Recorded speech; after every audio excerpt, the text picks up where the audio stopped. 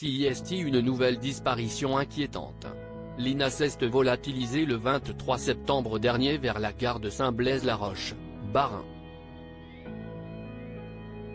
Depuis, la jeune fille de 15 ans reste introuvable. Une disparition pour laquelle toutes les pistes continuent d'être explorées, par les enquêteurs. Ce jeudi 28 septembre, 80 gendarmes ont été mobilisés pour des opérations de ratissage sur la zone potentielle de la disparition.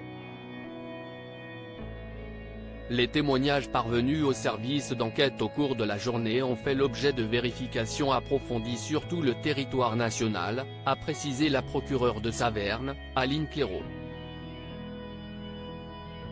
Alors que toutes hypothèses sont envisagées, nos confrères de BFM Télévision ont également recueilli le témoignage d'une amie de Lina, Margot.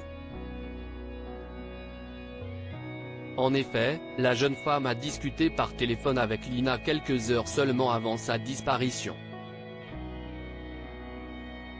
Elle a notamment révélé que la jeune fille est devenue différente dans ses messages lorsqu'elle a expliqué qu'elle partait de chez elle. D'habitude, elle faisait beaucoup de vocaux pour parler et là, d'un coup, elle écrivait très rapidement, par des petits mots, c'était très inquiétant, ce n'était pas comme d'habitude, on le sentait quand elle parlait, a-t-elle confié.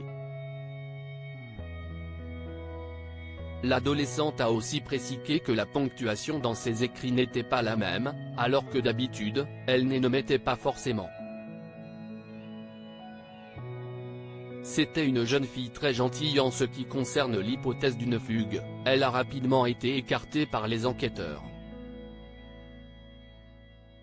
C'était une jeune fille très gentille, très heureuse, souriante, toujours partante pour les bonnes choses, avait ainsi confié Thibaut, un de ses amis, à l'AFP. Elle était respectueuse, très proche de sa maman, elle faisait toujours attention de ne pas la décevoir. Je ne crois pas une seule seconde qu'elle aurait fugué, a-t-il poursuivi. Pour le moment, le mystère demeure entier.